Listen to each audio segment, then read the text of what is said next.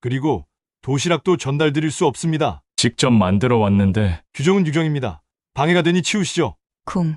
뚜껑이 열리면서 정성스럽게 만든 주먹밥들이 아스팔트 위로 쏟아져 나왔어요.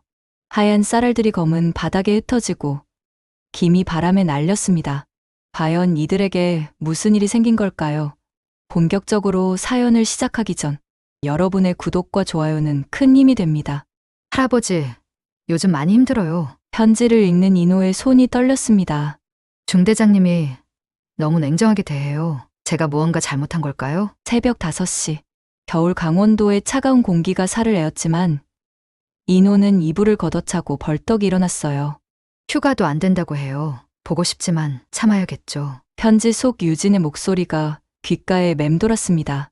건강하세요. 마지막 문장을 읽는 순간 제 안에서 뭔가가 툭 하고 끊어졌어요. 안 돼. 이노가 주먹을 꽉 쥐며 일어섰습니다. 우리 유진이가 왜 그 안에서 울고 있어야 해? 거울 앞에선 자신의 얼굴이 달라져 있었어요. 수염이 듬성듬성 자라 있었고 눈가의 주름은 더 깊어져 있었지만 그 안에서 예전의 모습이 되살아나고 있었습니다. 오늘은 꼭 만나야 한다. 면도칼을 든 손은 떨렸지만 눈빛은 흔들리지 않았어요. 육군 공병대 대령 서인으로 돌아간 얼굴이었어요. 세수를 마친 이노는 책상 서랍을 열어 낡은 수첩을 꺼냈어요. 손때 묻은 표지에는 군청색 글씨로 서유진이라는 이름이 적혀 있었습니다. 수첩을 펼치는 순간 목구멍이 아렸어요. 며칠 전 도착한 편지를 다시 펼쳤습니다. 내가 만든 곳에서 내 손녀를 괴롭혀. 주방으로 향하며 중얼거렸어요. 주전자에 물을 올리고 식탁 위에 놓아둔 쌀을 꺼냈습니다. 유진이 어릴 적 가장 좋아하던 주먹밥을 만들기 위해서였어요.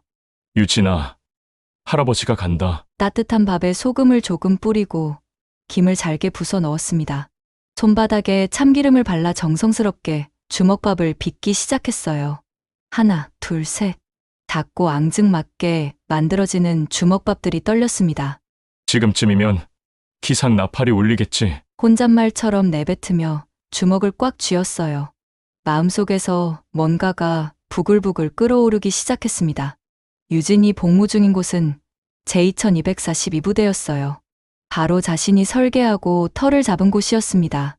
1973년에 내가 만든 곳이야. 1973년 전방 경계작전 효율화를 위해 창설된 부대였고 이노는 그때 공병대 작전기획 총책임자였어요.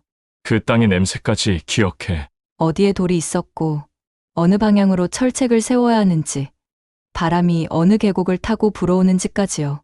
그곳은 그의 작품이자 자부심이었습니다. 그런 곳에서 내 손녀가 울고 있다고? 이해할 수 없었고 그냥 넘길 수 없었어요. 아직 따뜻한 주먹밥을 도시락통에 정갈이 담은 뒤 손편지를 한 장 더 써 넣었습니다.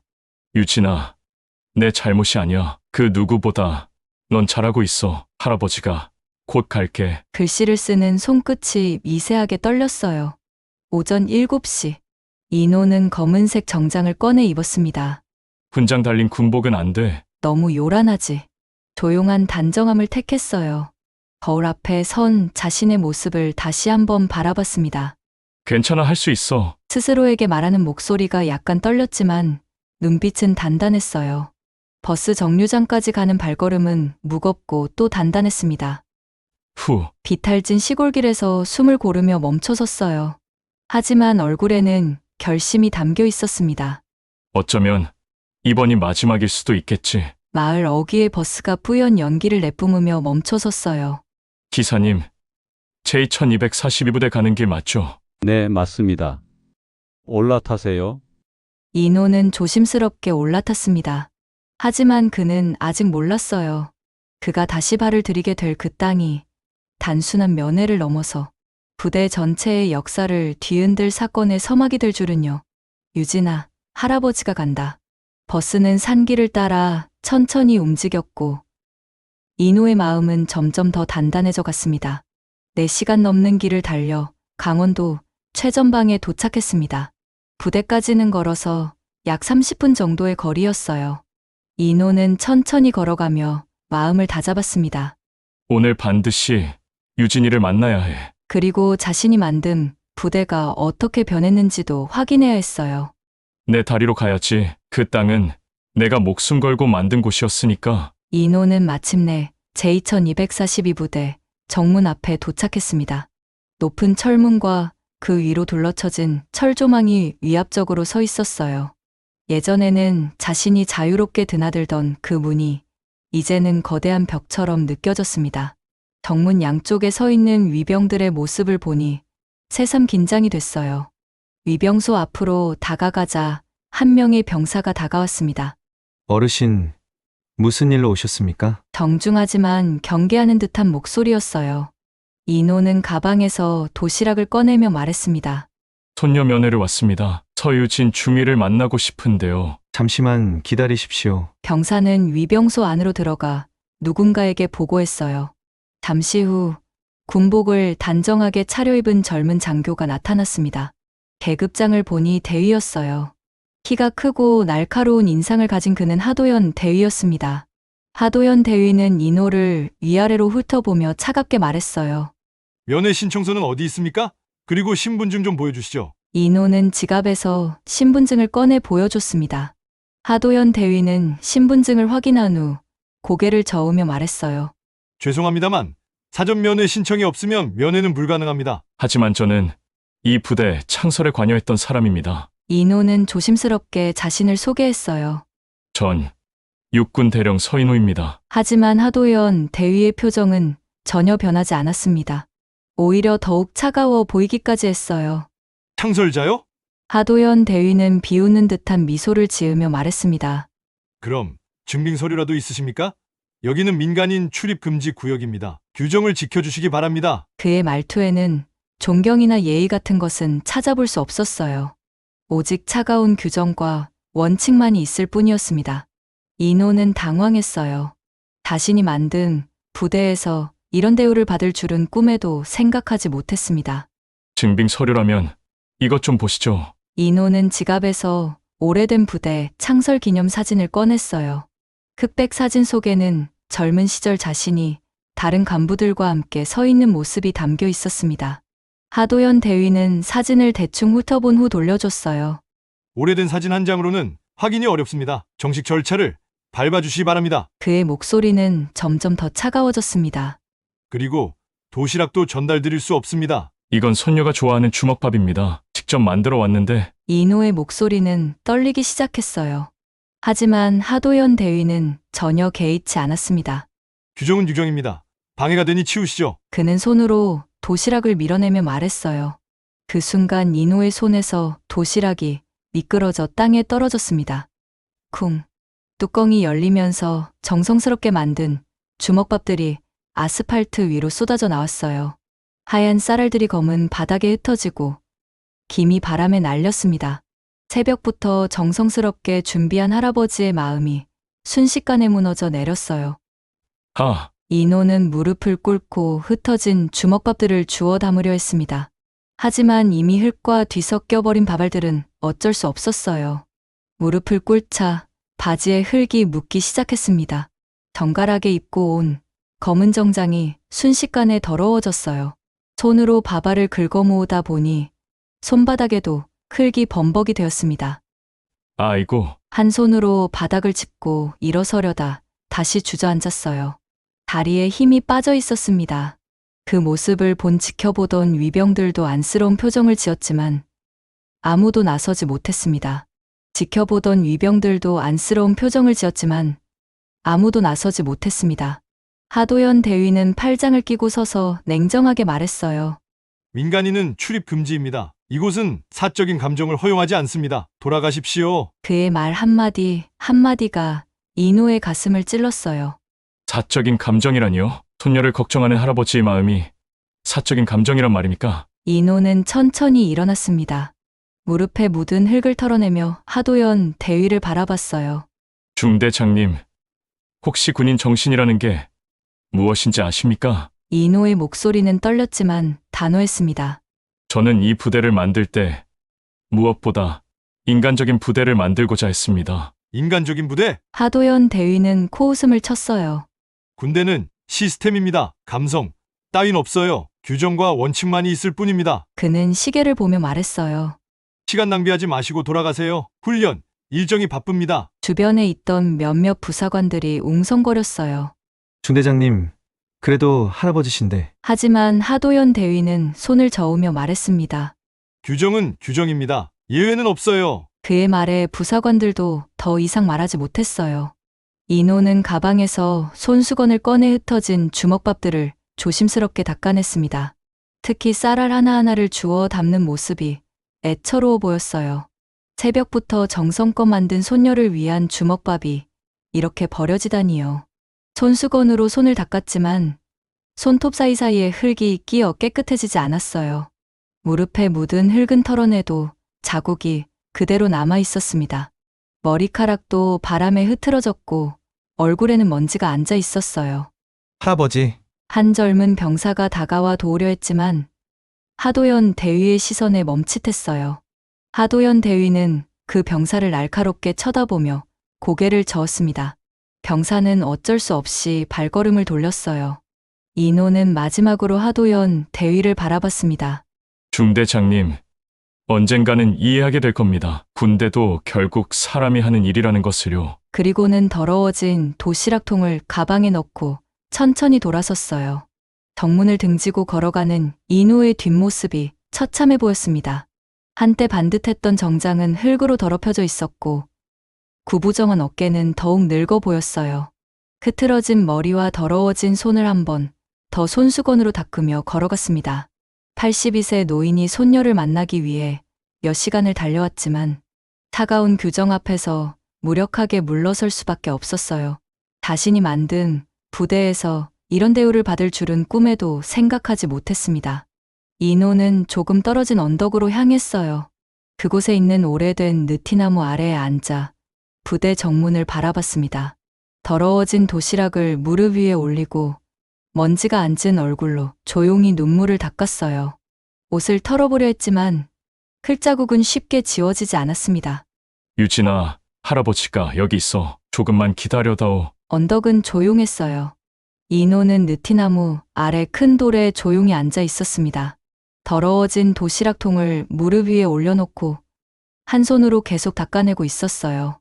흙이 묻은 주먹밥들을 하나하나 꺼내며 손수건으로 조심스럽게 닦았습니다. 유진이가 좋아했는데 목소리가 떨렸어요. 새벽 5시부터 정성껏 만든 주먹밥이 이렇게 더러워져 버렸지만 그래도 포기할 수 없었습니다. 손녀를 향한 마음만큼은 여전히 뜨거웠거든요. 그때 누군가가 조심스럽게 다가오는 소리가 들렸어요. 할아버지 여기 계셨네요. 뒤돌아보니 부사관 계급장을 단 중년 남성이 서 있었습니다. 체구가 다부지고 인상이 온화한 김상사였어요. 김상사는 이노의 모습을 보고 깜짝 놀랐습니다.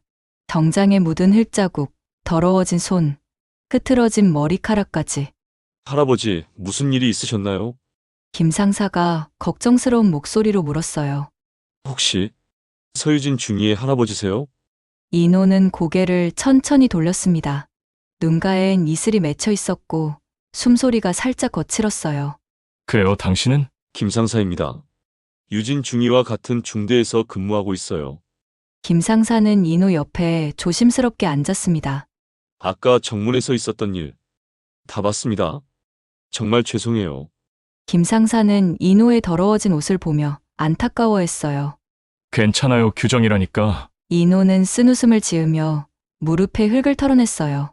하지만 마음은 괜찮지 않네요. 김상사는 주머니에서 깨끗한 손수건을 꺼내 조심스럽게 이노에게 건넸습니다. 손 좀 닦으세요. 많이 더러워지셨네요. 이노는 고맙다는 듯 손수건을 받아 손을 닦기 시작했어요. 하지만 손톱 사이의 흙은 쉽게 지워지지 않았습니다. 김상사는 이노의 손에 들린 더러워진 계란말이를 바라봤어요. 새벽부터 만드셨죠? 유진 중위가 할아버지 이야기를 자주 해요. 어릴 때 해주시던 주먹밥 이야기도요. 그 말에 이노의 어깨가 살짝 떨렸습니다. 그래요? 우리 유진이가 할아버지 손맛이 최고라고 늘 자랑하거든요. 김상사의 목소리가 따뜻했어요. 유진 중위는 정말 좋은 사람이에요. 성실하고 동료들한테도 친절하고요. 그런데 편지의 성, 난이 힘들다고 해서 이노는 주머니에서 유진의 편지를 꺼냈습니다. 이 편지 받았을 때 가슴이 무너지는 줄 알았어요. 김 상사는 편지를 보더니 깊은 숨을 쉬었어요. 사실 요즘 부대 분위기가 많이 경직되어 있긴 해요. 경직이라 특히 중대장님이 부임하신 이후로요. 김 상사가 조심스럽게 말했습니다. 유진 중위가 최근에 보안 시스템 보고서를 올렸거든요. 부대 시설에 문제가 있다는 내용이었어요. 이노의 눈빛이 번뜩였어요. 무슨 문제인가요? 외부 침입에 취약한 부분들을 발견했다고 해요. 공식 절차에 따라 보고서를 제출했는데 김 상사가 말끝을 흐렸습니다. 중대장님은 그걸 내부 고발로 받아들이셨어요. 내부 고발이라고? 이노의 목소리가 높아졌어요. 유진이는 부대를 위해서 한 일인데 맞아요. 하지만 중대장님은 부대 명예를 실추시키려는 행위라고 하시면서 김 상사는 고개를 숙였어요. 그 이후로 유진 중위를 차갑게 대하고 계세요. 이노는 주먹을 꽉 쥐었습니다. 그래서 휴가도 안 주는 건가요? 네, 그런 것 같아요. 이노는 조용히 눈을 감았어요. 입꼬리가 살짝 올라갔지만 눈가는 더 젖었습니다. 우리 유진이는 옳은 일을 한 거네요. 목소리가 자랑스러웠지만 동시에 아팠어요. 근데 그게 이렇게 돌아오다니. 김 상사는 이노의 어깨를 조심스럽게 토닥였습니다. 할아버지, 유진 중위는 혼자가 아니에요. 저희 같은 사람들이 있어요. 옳은 일을 하는 사람 편에 서는 사람들이요. 그 말에 이노의 어깨가 살짝 떨렸어요. 정말 고맙네요. 김 상사님. 하나만 부탁해도 될까요? 네, 말씀하세요. 유진이에게 할아버지가 자랑스럽다고 전해주세요. 이노의 목소리가 떨렸지만 단단했습니다. 옳은 일을 하는 용기가 있어서 자랑스럽다고요. 김 상사는 고개를 끄덕였어요. 반드시 전하겠습니다. 햇살이 느티나무 가지 사이로 조금씩 스며들고 있었습니다. 그 빛이 이노의 어깨를 감싸 안고 있었어요. 김 상사님, 이 부대 원래는 이런 곳이 아니었어요. 이노가 멀리 철문을 바라보며 말했습니다. 제가 이 부대를 설계할 때는 병사 하나하나를 내 자식처럼 생각했거든요. 그렇게 만드신 거였군요. 딱딱한 규정보다는 사람의 마음이 먼저인 곳으로요. 이노의 목소리에 그리움이 묻어났어요. 지금은 많이 달라졌지만 아직 늦지 않았어요. 사람의 마음은 언제든 변할 수 있으니까요. 두 사람은 나란히 앉아 철문을 바라봤습니다. 바람이 불어왔어요. 이번엔 따뜻했습니다. 조금만 더 기다려볼까요? 이노가 말했어요. 저도 함께 기다려도 될까요? 그러면 정말 고맙겠네요. 할아버지와 손녀를 연결해줄 작은 희망을 품은 채로 두 사람은 조용히 앉아 있었습니다. 시간이 흘렀지만 더 이상 외롭지 않았어요. 멀리서 부대 안쪽으로 누군가 뛰어가는 모습이 보였습니다. 김 상사가 그 모습을 보더니 일어났어요. 할아버지, 잠깐만 기다리세요. 뭔가 일이 있는 것 같아요. 김 상사는 급히 부대 쪽으로 향했고 이노는 혼자 느티나무 아래에 남았습니다. 손에는 여전히 더러워진 도시락이 들려 있었고 마음에는 손녀를 향한 사랑이 가득했어요. 언덕 아래에서 아침 햇살이 번졌습니다. 하지만 그 햇살은 서늘했어요. 느티나무 아래에 앉은 이노의 어깨엔 밤새 내린 찬 이슬이 아직 남아 있었습니다. 가방을 열었어요. 도시락 통이 손에 잡혔습니다. 덜 흘러나온 주먹밥이 여전히 남아 있었고 그 위엔 흙먼지가 앉아 있었어요. 이노는 천천히 손수건을 꺼내어 주먹밥을 닦기 시작했습니다. 그 손끝이 부드러웠어요. 마치 누군가의 얼굴을 쓰다듬듯이. 그 순간 부대 안쪽에서 누군가가 급하게 달려나오는 소리가 들려왔어요. 중대장님, 정문 근처의 민간인 계속 대기 중입니다. 하도연 대위였습니다. 그의 얼굴은 여전히 냉정했지만 눈동자 속엔 묘한 조급함이 섞여 있었어요. 그 노인 아직도 안 갔어? 부사관 한 명이 고개를 끄덕였습니다. 계속 같은 자리에 앉아 계십니다. 하도연은 창밖으로 시선을 돌렸어요. 언덕 위, 먼 거리에도 분명히 보였습니다. 작은 사람 하나, 움직이지 않고 그저 철문을 바라보고 있었어요.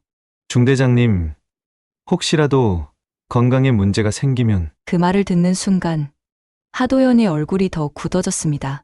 그분이 누군지 알고 이러는 거야? 손녀면회를 오셨다던데요. 정보통신과 서유진 중위의 가족이라고. 그 이름을 듣는 순간 하도연의 눈빛이 미세하게 흔들렸어요. 하지만 곧 다시 매서워졌습니다. 그 중위 부대 기밀을 외부에 알리려 했던 내부자 아니야? 보고 절차는 지켰습니다. 규정을 위반하려는 의도를 가진 사람은 예외 없습니다. 그 순간 중대 사무실 안의 공기가 얼어붙었어요. 김 상사가 입술을 살짝 깨물며 조심스레 입을 열었습니다. 대위님 너무 단정 지으시는 거 아닐까요? 그 중이 굉장히 성실한 친구입니다. 하도연은 서류를 덮으며 말했어요. 군대는 감정으로 굴러가지 않습니다. 그의 말투엔 단호함을 넘어선 무언가 개인적인 앙금이 느껴졌습니다. 하지만 그 누구도 더 묻지 못했어요. 오후가 되어갈 무렵 철문 너머의 공기는 더 차가워졌습니다. 이노는 고개를 숙인 채 느티나무의 등을 기대고 앉아 있었어요. 그의 무릎 위엔 아직도 도시락통이 놓여 있었고 손에는 더러워진 주먹밥이 들려 있었습니다. 그때였어요. 조심스럽게 다가오는 발소리. 김상사였습니다. 따뜻한 모포 하나와 함께 작은 물병, 그리고 깨끗한 수건을 들고 있었어요.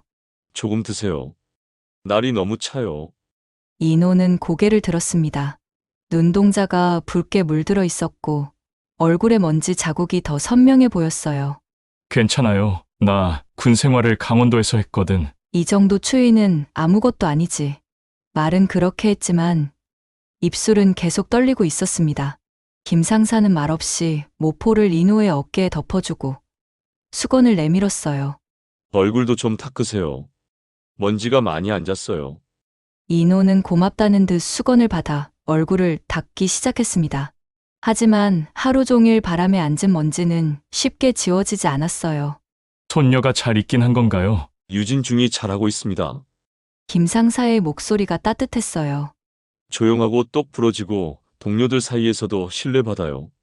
현지에선 너무 힘들다고 해서 마음이 놓이질 않아요. 이노는 조용히 주먹밥 하나를 들어 올렸습니다.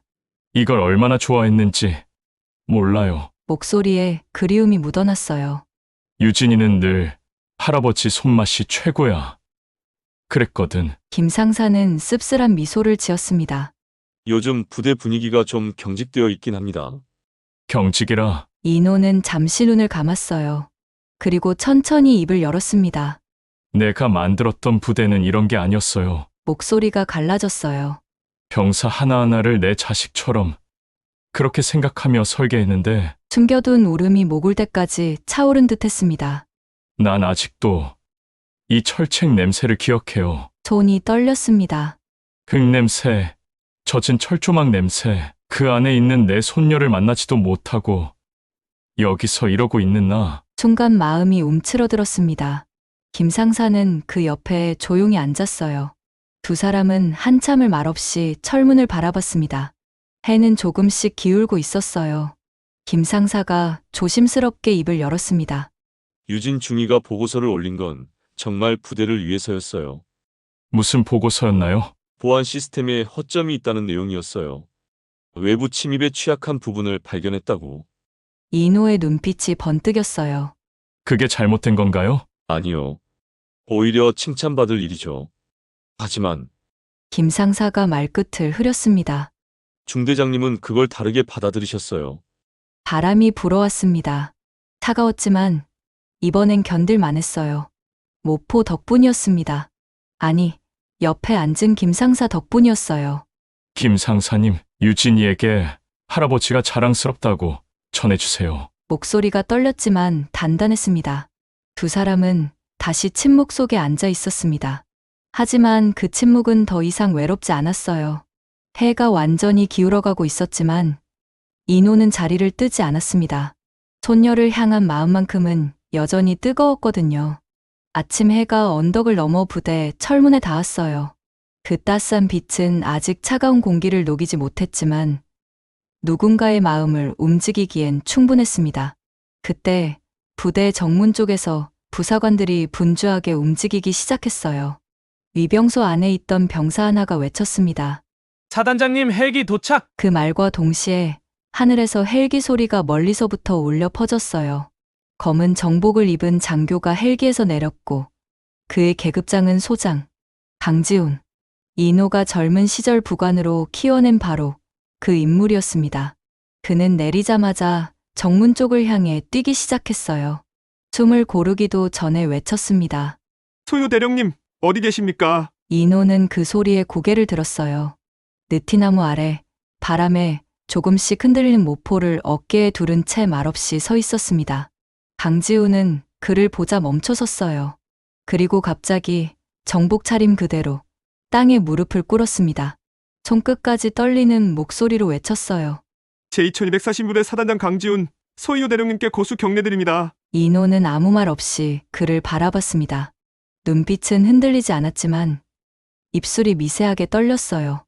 만호야, 정말 내가 사단장까지 되었구나. 강지훈은 고개를 숙였습니다. 대령님을 이런 모습으로 뵙게 될 줄은 죄송합니다. 제가 지키지 못했습니다. 그 말에 이노는 천천히 걸어 나왔어요. 손엔 여전히 더러워진 도시락 가방이 들려 있었습니다. 그리고 뒤에서 누군가가 조심스럽게 다가왔어요. 할아버지, 유진이었습니다. 군복 차림의 그녀는 눈가가 벌겋게 달아올라 있었어요. 유진아, 이노는 마치 멈춰있던 시간이 다시 흐르듯 그 이름을 아주 조용히 불렀습니다. 정말 괜찮은 거니? 유진은 고개를 끄덕였어요. 하지만 눈물은 참지 못하고 흘러내렸습니다. 할아버지가 와줘서 버틸 수 있었어요. 그 순간 옆에 있던 하도연 대위가 천천히 다가왔어요. 그는 고개를 숙이며 말했습니다. 죄송합니다. 제가 몰랐습니다. 이노는 하도연을 똑바로 바라봤어요.